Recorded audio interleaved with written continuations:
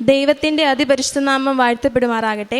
പരിശുദ്ധ അമ്മ പ്രത്യക്ഷയായ ഈ ദേവാലയത്തിൽ വെച്ച് എനിക്ക് സാക്ഷ്യം പറയാനായി ഒരുക്കിയ നല്ല കൃപയ്ക്കായി ഞാൻ ആദ്യം തന്നെ പ്രതിഷ്ഠീകരണത്തിൻ്റെ സാക്ഷിയായി ഞാൻ ആദ്യം തന്നെ മാതാവിന് നന്ദി പറയുന്നു. എൻ്റെ പേര് ജിൻസി. ഞാൻ പത്തനംതിട്ടയിൽ നിന്നാണ് വരുന്നത്. ഇതെൻ്റെ കുഞ്ഞ് എസ്രിൻ. ഞാൻ ആദ്യമായി കൃപാസനത്തിനെ പറ്റി അറിയുന്നത് എൻ്റെ ഒരു ഫ്രണ്ട് വഴിയാണ്. 2019 ഞാൻ ഓൺലൈനായാണ് ഇവിടെ ഉടമ്പടി എടുക്കുന്നത്. ഞാൻ ആദ്യമായി ഉടമ്പടി എടുക്കുന്നത് ഞാൻ 4th year nursing BSc nursing പഠിക്കുമ്പോഴാണ് ഞാൻ ഉടമ്പടി എടുക്കുന്നത്. ഫസ്റ്റ് ഞാൻ എൻ്റെ ഫീസ് അടച്ചു തീർക്കാൻ വേണ്ടിയിട്ടും അതുപോലെ തന്നെ എനിക്ക് 4th ഇയർ ഫുള്ള് പാസ്സാവാൻ വേണ്ടിയാണ് ഞാൻ ഉടമ്പടി എടുക്കുന്നത്. എൻ്റെ ഒരു ഫ്രണ്ട് ആണ് പറഞ്ഞത് കൃപാസനത്തിന് അമ്മയോട് അപേക്ഷിച്ചാൽ അമ്മ അത് കേൾക്കുമെന്നും അതുപോലെ തന്നെ ഞാൻ അന്ന് ഉടമ്പടി എടുക്കാനായിട്ട് വന്നു. ഞാൻ ഫസ്റ്റ് ഇയറിൽ എനിക്ക് ഫീസ് അടയ്ക്കാൻ ഒരുപാട് ബുദ്ധിമുട്ടേണ്ടി വന്നു. അങ്ങനെ ഞാൻ മാതാവിനോട് പ്രാർത്ഥിച്ചു, മാതാവെ എനിക്കൊരു വഴി ഒരുക്കി തരണേന്ന് പ്രാർത്ഥിച്ചു. മാതാവിൻ്റെ കൃപയാൽ എനിക്ക് ആരെന്നൊന്നും അറിയില്ല, പക്ഷേ ഒരു മാതാവിനെ പോലെ ഒരു അമ്മ എനിക്ക് ആദ്യത്തെ വർഷം ഫീസ് അടയ്ക്കാനായിട്ട് തന്നു. അത് അടയ്ക്കുകയും ചെയ്തു. അതുപോലെ തന്നെ ഞാൻ 4th ഇയർ 4 വർഷവും ഫസ്റ്റ് ക്ലാസ്സോടുകൂടി തന്നെ പാസ്സാവാനിട വന്നു. ഇത് കഴിഞ്ഞ് 2023 എൻ്റെ മാരേജ് കഴിഞ്ഞു. ഞാൻ ആ സമയത്ത് ഞാൻ പ്രഗ്നൻ്റായി ആദ്യത്തെ 5 മാസം എനിക്ക് കോംപ്ലിക്കേഷൻ ഒന്നും ഇല്ലാതെ നല്ല രീതിയിൽ തന്നെ പ്രഗ്നൻസി മുന്നോട്ട് കൊണ്ടുപോകാനായിട്ട് സാധിച്ചു. 5-ാം മാസം അനോമലി സ്കാൻ ചെയ്തപ്പോൾ കുഞ്ഞിൻ്റെ തലയിൽ 2 സ്പോട്ടും അതുപോലെ ഹൃദയത്തിൽ ഒരു ഹോളും ഉണ്ടെന്ന് ഡോക്ടർ പറഞ്ഞു. ഞങ്ങളത് കാണിക്കാനായിട്ട് ഏറ്റവും കൂടിയൊരു ഹോസ്പിറ്റലിലേക്ക് ഞങ്ങളെ അവിടുത്തെ ഡോക്ടർ അയച്ചു. ഞങ്ങളവിടെ ചെന്നു, എല്ലാം നോക്കി പരിശോധിച്ച് എന്നെ സ്കാനിങ്ങിന് വേണ്ടി കയറ്റി. സ്കാനിങ്ങിന് കയറ്റിയിട്ടൊന്നും കുഞ്ഞിൻ്റെ ഹെഡ് കാണാനായിട്ട് സാധിക്കുന്നില്ല. ഹെഡ് കണ്ടാൽ മാത്രമേ അത് സ്പോട്ട് ഉണ്ടോ ഇല്ലയോ എന്ന് കാണാനായിട്ട് സാധിക്കൂ. അങ്ങനെ ആദ്യത്തെ ഒരു കയറ്റി കാണാൻ സാധിച്ചില്ല, രണ്ടാമത് കയറ്റി കാണാൻ സാധിച്ചില്ല. പിന്നെ എന്നോട് എൻ്റെ ചേച്ചി പറഞ്ഞു, നീ കൃപാസനത്തിലെ മാതാവിനോട് പ്രാർത്ഥിക്ക്, അതുപോലെ നന്മ നിറഞ്ഞ മറിയമേ പറഞ്ഞുകൊണ്ട് നീ സ്കാനിങ്ങിനകത്ത് കയറാൻ പറഞ്ഞു. ഞാൻ കയറി കുഞ്ഞിൻ്റെ എനിക്ക് ഷോർട്ട് സർവിക്സ് ആണ് ഡോക്ടർ പറഞ്ഞു. അതുപോലെ നേരെ എന്നെ വേറൊരു ഡോക്ടറിൻ്റെ അടുത്തേക്ക് കൊണ്ടുപോയി. അവിടെ ചെന്ന് വജൈനയിലൂടെ സ്കാൻ ചെയ്ത് നോക്കിയപ്പോൾ കുഞ്ഞ് ഓൾമോസ്റ്റ് 5th മന്ത് ആയപ്പോൾ തന്നെ കുഞ്ഞിൻ്റെ തല താഴേക്ക് വന്നിരിക്കുകയായിരുന്നു. അപ്പോൾ ഡോക്ടർ പറഞ്ഞു എന്താ ചെയ്യേണ്ടതെന്ന് ആർക്കും അറിയില്ല. എനിക്ക് സ്റ്റിച്ച് ഇടേണ്ട സമയം കഴിഞ്ഞു പോയായിരുന്നു. 5th മന്ത് ആയതുകൊണ്ട് തന്നെ സ്റ്റിച്ച് ഇടാൻ വളരെ ബുദ്ധിമുട്ടായതുകൊണ്ട് സ്റ്റിച്ച് ഇടാൻ പറ്റിയില്ല. എന്നിട്ട് ഡോക്ടർ എന്നോട് പറഞ്ഞു അഡ്മിറ്റ് ആവാൻ പറഞ്ഞു. ഞങ്ങൾ അവിടെ തന്നെ അഡ്മിറ്റായി പിറ്റേ ദിവസം ഇതുപോലെ കുഞ്ഞിൻ്റെ സ്പോട്ടും അതുപോലെ ഹൃദയത്തിലെ ഹോളിൻ്റെയും സംബന്ധമായിട്ടൊരു ടെസ്റ്റ് നടത്തുകയുണ്ടായി. ആ ടെസ്റ്റ് 15 ദിവസം കഴിഞ്ഞ് റിസൾട്ട് വരും എന്നുള്ള ഡോക്ടർ പറഞ്ഞത്. അത് കഴിഞ്ഞ് ഞാൻ ആ ഹോസ്പിറ്റലിൽ നിന്ന് ഡോക്ടർ പറഞ്ഞു 24 വീക്സ് അല്ലെങ്കിൽ 27 വീക്സിനുള്ളിൽ പ്രീമച്വർ ബേബിയെ പ്രസവിക്കുമെന്നാണ് ഡോക്ടർ പറഞ്ഞത്. ഞാൻ മാതാവിനോട് പറഞ്ഞു, മാതാവെ എനിക്ക് ആരോഗ്യമായിട്ടൊരു കുഞ്ഞിനെ തന്ന ഞാൻ അമ്മയുടെ സന്നിധി വന്ന് സാക്ഷ്യം പറഞ്ഞോളാം എന്ന് ഞാൻ അമ്മയോട് പറഞ്ഞു. അങ്ങനെ ഞാൻ വീട്ടിൽ പോയി. ഓരോ ചെക്കപ്പിന് ചെല്ലുമ്പോഴും ഡോക്ടർമാർ പറയും 24 ആഴ്ച അല്ലെങ്കിൽ 27 ആഴ്ചയ്ക്കുള്ളിൽ പ്രീമച്വറായിട്ട് ബേബീനെ പ്രസവിക്കുമെന്നാണ് പറഞ്ഞത്. ഞാൻ വീട്ടിൽ ചെന്നു. എൻ്റെ അമ്മ ഉടമ്പടി എടുത്ത സമയത്ത് അമ്മയുടെ കയ്യിൽ കാശുരൂപം അതുപോലെ തന്നെ തൈലവും ഉപ്പും ഒക്കെ ഉണ്ടായിരുന്നു. ഞാനത് തൈലം വയറിൽ പുരട്ടി എപ്പോഴും വിശ്വാസപ്രമാണവും നന്മ നിറഞ്ഞ മറിയമേ എല്ലാം ചൊല്ലി പ്രാർത്ഥിക്കുമായിരുന്നു. എന്നും മുടക്കാതെ ഞാൻ കൊന്ത ചൊല്ലുമായിരുന്നു, പ്രാർത്ഥിക്കും, വെളുപ്പിനെ എണ്ണീറ്റ് പ്രാർത്ഥിക്കും. അതുപോലെ തന്നെ സന്ധ്യാപ്രാർത്ഥനയും ഞാൻ പ്രാർത്ഥിച്ചു. അങ്ങനെ കാശുരൂപം വയറ്റി വെച്ച് ഞാൻ പ്രാർത്ഥിച്ചു. ഞാൻ മാതാവിനോട് പറഞ്ഞു, മാതാവേ ആരോഗ്യത്തോടെ എനിക്ക് പൈതലിനെ തരുവാണെങ്കിൽ ഞാൻ സാക്ഷ്യം പറയാമെന്ന് പറഞ്ഞു. അതുപോലെ 9 മാസം തികഞ്ഞ് ഒരു സ്പോട്ടോ ഒരു ഹോളോ ഒന്നും ഇല്ലാതെ തന്നെ എനിക്ക് എൻ്റെ കുഞ്ഞിനെ ആരോഗ്യത്തോടെ ദൈവം തരുവാനായിട്ട് വന്നു. കൃപാസനത്തിലെ മാതാവും അതുപോലെ തന്നെ എൻ്റെ ഈശോയുമാണ് എനിക്ക് എൻ്റെ കുഞ്ഞിനെ തന്നത്. Not by the merit but by the grace. എനിക്ക് അമ്മ തന്ന ഏറ്റവും വലിയ സൗഭാഗ്യത്തിലൊന്നാണ് എൻ്റെ ഈ കുഞ്ഞ്. അമ്മയോട് ഞാൻ നന്ദി പറയുന്നു. കാരുണ്യപ്രവൃത്തി ഞങ്ങളുടെ വീടിൻ്റെ അടുത്തായിട്ട് ഒരു ചെറിയൊരു അഗതി മന്ദിരമുണ്ട്. അവിടെ ഞങ്ങളിങ്ങനെ പൊതി കൊടുക്കുകയും അവർക്ക് വേണ്ടുന്ന സഹായങ്ങൾ ചെയ്യുകയൊക്കെ ചെയ്തിട്ടുണ്ട്. പിന്നെ ഇവിടുന്ന് ഞാൻ 2023 ഓൺലൈൻ അല്ലാതെ ഇവിടെ വന്ന് ഉടമ്പടി എടുത്തപ്പോൾ എനിക്ക് കിട്ടിയ പത്രം ഞാൻ അവിടെ എല്ലാവർക്കും കൊടുക്കുകയും എല്ലാവരോടും മാതാവിനെ പറ്റി ആരെ കണ്ടാലും ഞാൻ പറയും, മാതാവിൻ്റെ അനുഗ്രഹങ്ങളും മാതാവിനെ പറ്റി ഞാൻ എല്ലാവരോടും പറയും. മാതാവിൻ്റെ അടുത്ത് വന്നാൽ എല്ലാം സാധിച്ചു തരുമെന്ന് ഞാൻ എല്ലാവരോടും പറയും. ഞാനെന്നും ഞാനൊരു മർത്തോമയായിരുന്നു. അതുകൊണ്ട് തന്നെ എനിക്ക് മാതാവിനോട് ആദ്യമൊന്നും അധികം വിശ്വാസമോ ഒന്നും ഇല്ലായിരുന്നു. യേശു എന്നുള്ളൊരു ചിന്തയിലായിരുന്നു ഞാൻ ജീവിച്ചിരുന്നത്. പിന്നെ ഞാൻ അല്ലാതെ കൃപാസനത്തിൽ വന്നു കഴിഞ്ഞിട്ടാണ് എനിക്ക് മാതാവിനോടുള്ള വിശ്വാസം കൂടിയതും മാതാവിനോട് പ്രാർത്ഥിക്കാനായിട്ട് ഞാൻ ഒരുങ്ങിയതും. അതുപോലെ തന്നെ എന്നും മുടങ്ങാതെ ഞാൻ കൊന്ത ചൊല്ലും, കരുണക്കൊന്തയും ചൊല്ലുമായിരുന്നു. എന്നും പ്രാർത്ഥിക്കും. 5:30 എൻ്റെ തിരിയൊന്നും ഇല്ലായിരുന്നു, എങ്കിൽ പോലും ഞാൻ 5:30 എണീറ്റ് മാതാവിൻ്റെ പ്രാർത്ഥനയും 7:30 പ്രാർത്ഥനയും അച്ഛൻ്റെ ഇവിടുത്തെ പ്രസംഗവും എല്ലാ സാക്ഷ്യങ്ങളും എല്ലാം യൂട്യൂബിലെല്ലാം കാണുകയും മറ്റുള്ളവർക്ക് ഷെയർ ചെയ്യുകയും എല്ലാം ചെയ്തിട്ടുണ്ട്.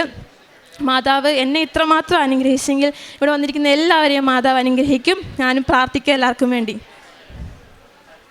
കർത്താവിന് കഴിയാത്തത് എന്തെങ്കിലുമുണ്ടോ? നിശ്ചിത സമയത്ത് വസന്തത്തിൽ ഞാൻ നിൻ്റെ അടുത്ത് വരും, അപ്പോൾ സാറായ്ക്ക് ഒരു മകനുണ്ടായിരിക്കും. ഉൽപ്പത്തി പുസ്തകം 18-ാം അധ്യായം 14-ാം വചനമാണ്. കർത്താവിന് കഴിയാത്തത് എന്തെങ്കിലുമുണ്ടോ? ദൈവത്തിന് അസാധ്യമായിട്ട് ഒന്നുമില്ല. സമയവും സാഹചര്യവും മനുഷ്യപരിധികളും ദൈവത്തെ തടയുന്നില്ല. ഉടമ്പടി ജീവിതത്തിൽ ഉടമ്പടി വിശ്വാസത്തിൻ്റെ ഒരു അടയാളമാണ്. ദൈവം വാഗ്ദാനം ചെയ്തത് പൂർത്തിയാക്കുമെന്ന ഒരു ഉറച്ച വിശ്വാസമാണ് ഉടമ്പടി മക്കളുടെ ജീവിതത്തിലുള്ളത്. ഉടമ്പടിയിൽ നമുക്ക് അസാധ്യമായ കാര്യങ്ങൾ സാധ്യമാക്കി തരുന്ന ദൈവത്തോടുള്ള ഒരു വാഗ്ദാനമാണ് നാം നടത്തുന്നത്. ലൂക്കായുടെ സുവിശേഷം 1-ാം അധ്യായം 37-ാം വചനം പറയുന്നത് ദൈവത്തിന് അസാധ്യമായിട്ട് ഒന്നുമില്ല എന്നാണ്. ആ അസാധ്യമായ ദൈവത്തിൻ്റെ കരങ്ങളിലേക്കാണ് നമ്മുടെ ഓരോ നിയമങ്ങളും സമർപ്പിച്ച് നമ്മൾ പ്രാർത്ഥിക്കുന്നത്. യോഹന്നാൻ്റെ സുവിശേഷം 2-ാം അധ്യായം 5-ാം വചനം പറയുന്നത് കാനായിലെ വിവാഹ വിരുന്നിൽ പരിശുദ്ധ അമ്മ നമ്മളോട് പറയുന്നത് അതേ വചനം തന്നെയാണ്. അവൻ പറയുന്നത് ചെയ്യുക എന്നാണ്. നമ്മുടെ ഉടമ്പടി ജീവിതത്തിൽ ഈശോ പറയുന്ന ഓരോ കാര്യങ്ങളും ചെയ്തുകൊണ്ട് അവിടുത്തെ വചനം അനുസരിച്ച് ജീവിക്കുമ്പോൾ നമ്മുടെ ജീവിതത്തിലേക്ക് അനുഗ്രഹങ്ങൾ വർഷിക്കുന്നതായിട്ടാണ് ഓരോ ഉടമ്പടി സാക്ഷ്യങ്ങളിൽ നമുക്ക് മനസ്സിലാക്കാൻ സാധിക്കുന്നത്. ജിൻസി മാത്യു എന്ന മകളുടെ സാക്ഷ്യത്തിലും വിശ്വാസത്തോടെ പ്രാർത്ഥിക്കുന്നതെല്ലാം നിങ്ങൾക്ക് ലഭിക്കുമെന്നാണ് മത്തായിയുടെ സുവിശേഷം 21-22 പറയുന്നത്. ഈ മകൾ ഓൺലൈൻ ഉടമ്പടി എടുത്തു. നഴ്സിംഗ് പഠനം പഠിച്ചുകൊണ്ടിരുന്നപ്പോഴാണ് ഫീസ് അടയ്ക്കാനായിട്ട് സാമ്പത്തിക ബുദ്ധിമുട്ടുകളുണ്ടായിരുന്നു. പക്ഷെങ്കിൽ ഇവിടെയാണ് അസാധ്യമായത് സാധ്യമാക്കി തരുന്ന ഈശോയുടെയും അമ്മയുടെ ഇടപെടൽ ഈ മകൾക്ക് ആദ്യമായി മനസ്സിലായത്.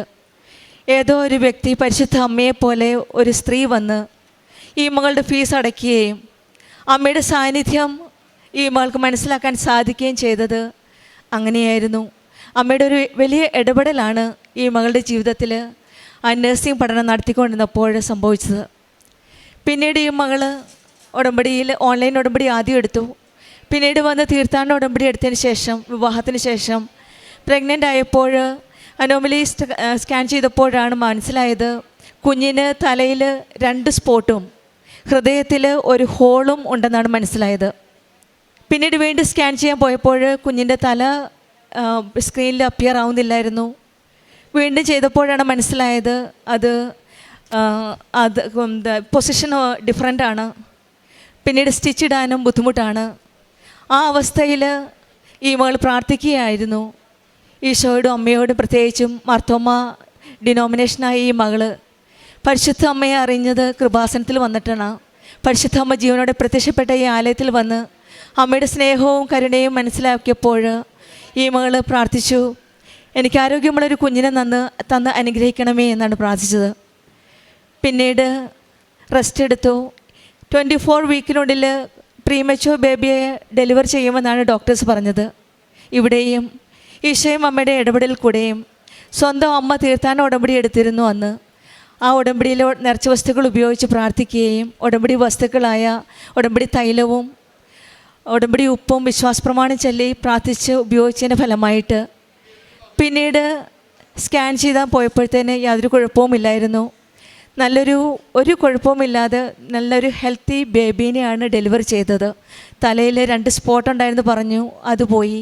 ഹൃദയത്തിൽ ഹോൾ ഉണ്ടായിരുന്നു പറഞ്ഞു, അതുമില്ല. ഇതെല്ലാം ഈശോയുടെയും അമ്മയുടെയും കൂടെ നിൽക്കുമ്പോൾ ഉടമ്പടി മക്കളുടെ ജീവിതത്തിൽ മാത്രം കാണാവുന്ന ഒരു വലിയ കാര്യമാണ് എന്ന് വെച്ചാൽ ഉടമ്പടി വസ്തുക്കളുടെ ഉപയോഗത്തിലും പൂർണ്ണമായിട്ട് വിശ്വസിക്കുകയാണ്. ദൈവത്തിന് അസാധ്യമായിട്ട് ഒന്നുമില്ല എന്ന് വിശ്വസിച്ച് പ്രാർത്ഥിക്കുമ്പോൾ ഈശോയും അമ്മയും നമ്മുടെ കാര്യത്തിൽ ഇടപെടുകയാണ്. ഉടമ്പടിയിൽ വിശ്വാസത്തോടെ ദൈവത്തോട് ചേർന്ന് നിൽക്കുമ്പോൾ അസാധ്യമായ കാര്യങ്ങൾ സാധ്യമാക്കി തരുന്ന ഒരു ദൈവമാണ് നമ്മുടെ കൂടെയുള്ളത്. ദൈവത്തിനൊന്നും അസാധ്യമില്ല. വൈകിയാലും ദൈവം വാഗ്ദാനം നിറവേറ്റുന്ന ഒരു ദൈവമാണ്. നമ്മുടെ കൂടെ നടക്കുന്ന ഒരു ദൈവമാണ്. നമ്മെ കരം പിടിച്ച് മുന്നോട്ട് നയിക്കുന്ന അമ്മയാണ് കൃപാസനം അമ്മ. കൃപാസനം മരിയൻ ഉടമ്പടിയിൽ ഉറച്ച വിശ്വാസമുണ്ടെങ്കിൽ അനുഗ്രഹം ഉറപ്പാണ്. പൂർണ്ണ വിശ്വാസത്തോടെ, കൂടുതൽ തീഷ്ണതയോടെ, കൂടുതൽ ആത്മാർത്ഥതയോടെ നമ്മുടെ ഈ ഉടമ്പടി ജീവിതം മുന്നോട്ട് നയിക്കാം. പരിശുദ്ധ അമ്മയുടെ കരങ്ങൾ പിടിച്ചുകൊണ്ട് ജിൻസി മാത്യുവിനും കുടുംബത്തിനും ലഭിച്ച ഈ വലിയ അനുഗ്രഹങ്ങൾക്ക് നമ്മൾക്ക് കരങ്ങളടിച്ച് ദൈവത്തെ മഹത്വപ്പെടുത്താം. യേശുവേ നന്ദി, യേശുവേ സ്തുതി, ആവേ മരിയ.